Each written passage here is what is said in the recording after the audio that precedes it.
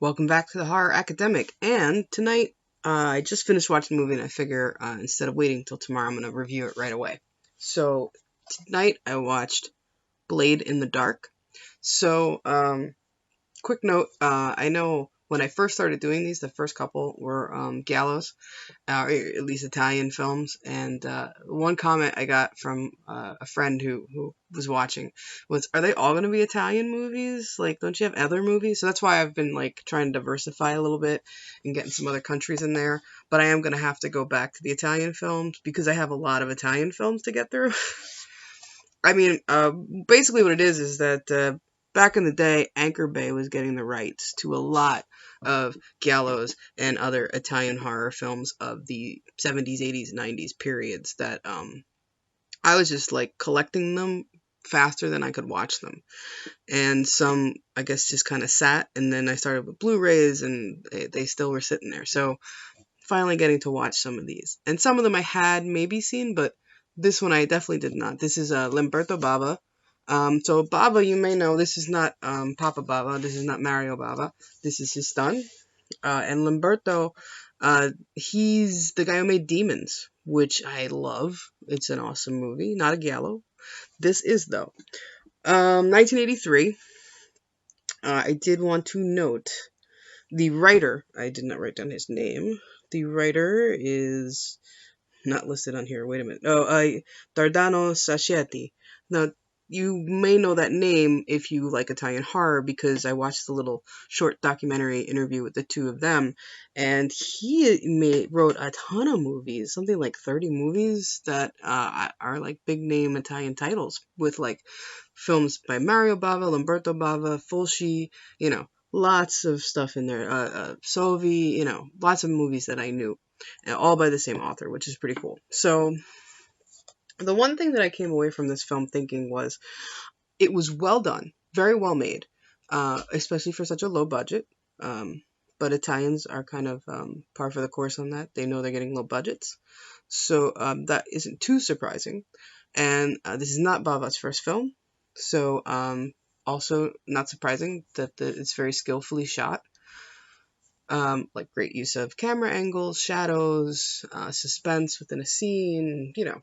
The more violent deaths are done very uniquely from the angles and the usage and the editing, blah blah blah blah. Music is timed well, blah blah blah.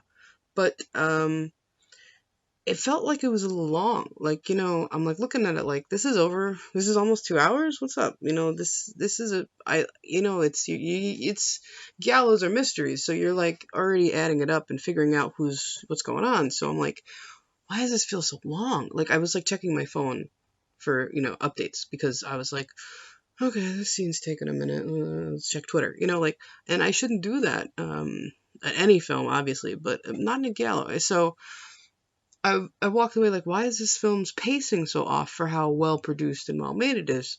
And then when I watched the extra, I learned it was pitched to them to make a 4-part mini series that could later be cut into a film. So and every half hour should lead up to a big kill. So it was a formula they were sticking to because of the way it was, distributed and put out there, and the intent of the film. So that made much more sense. I will say, this is a movie that, it's a giallo. So it's a mystery. Who's the killer?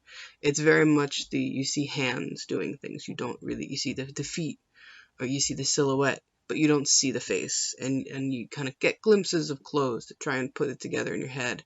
And it's definitely got some influence from Argento. Definitely made me think of things like Deep Red, like Profondo Rosso. Even A Little Bird with the Crystal Plumage, another one of my favorites. So I thought it was really great, but the whole thing is based on the twist ending, that the killer is the person you would not have suspected at all, and they do pull that off. But I could definitely say towards the end of the film, I was starting to think, this is really influenced, and I hope this isn't too much of a spoiler, but it's really influenced by Dress to Kill. Once you kind of get what's going on, and to some respect, and I think all are based on a very Hitchcock-minded kind of style. This is definitely influenced by Psycho very heavily. So trying to do this without because I don't know if many people have seen this, and I know that it's out there other ways to see it, so I don't want to tell you what the twist is, but I do. I think it was a good setup. A couple of things that I thought were very cool. Very quickly in the film, one of the actors who pops up, who's helping this guy who's a musician who's writing the score for a film that's being made, a horror movie, and he's kind of renting this villa while he's working because it's close to where the post-production's being done. And so the guy who's kind of like his guide, or the guy who kind of hooked him up with the place, is Michel Sauvé. And Sauvé, I mean, that's one of my favorites. I mean, he's the guy who made Stage Fright and Cemetery Man, and but it's wonderful to see him pop up in films every now and then, because he did start as an actor. And the other thing that I thought was interesting from the documentary was that they did say that Sauvé was the assistant on this film and to the director, and they needed someone, he stepped in, so that was really cool. Also, there's the movie within the movie that's being made. You see this little vignette of these 3 kids. 2 of them are bullying a smaller kid and kind of forcing him to go into what looks like a crypt of some sort, and there's this whole thing about kind of being menaced by tennis balls, but the little kid who's getting bullied, I believe that's the kid from House by the Cemetery, who's a really creepy kid, so that's a good choice. But it must have been pretty similar time period to when House by Cemetery was done, because he looks pretty much the same age.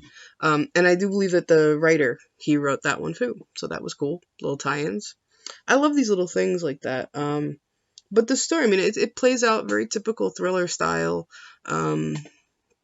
It's a very good later giallo. I think it's I really, like I said, I enjoyed it, but I think the pacing, I would have edited more for the film version versus the miniseries. Also, so there's the big twist, and then when you find out what it is, and then there's this bit that's very popular in 50s films where they kind of psychoanalyze the killer, and why was the person killing, and what caused them to be a killer, and all this type of stuff. And there's this kind of dime store Freud moment where they throw out some psychobabble. And 2 movies that I always kind of see as the guiding posts of that are Psycho, which of course ends with Norman Bates and the kind of the voiceover of his head, but before that is the shrink telling the cops why this happened, right? And then the other film on the other side of that is Glen or Glenda, which the Ed Wood film, which also ends with a psychologist explaining to you why this person did all these horrible things, or whatever they did that was horrible, or whatever. So I like to say that, to me, those endings with Psychobabble is to kind of explain away to the audience that this person had a problem, but you're okay, right? Only someone who was deranged or, has these types of issues could pull off such a horrendous thing that they've done. But you're safe because, you're okay. So it's the general public is okay, and this person is just a freak of nature, is kind of what I get out of those kind of psychoanalysis films. So that's an old-fashioned trope to see in a movie from the 80s, I felt. But aside from that, I did enjoy the film. The kills were very smart. The story twists and turns, because it does make you start thinking, oh man, I missed this person. Oh no, it's not her. She's over here. So maybe it's that person. No, it can't be them. It's very good at pushing you to the posts where they want you to think. So that's a very successful thing for any thriller or any Italian giallo. And if you like those kinds of movies, I mean, I always could recommend Lamberto Bava more than Mario. Lamberto Bava and Michel Sauvé's films for those types of things. So, Blade in the Dark, giving a thumbs up, and more Italian horror to come on the Horror Academic. See you next time.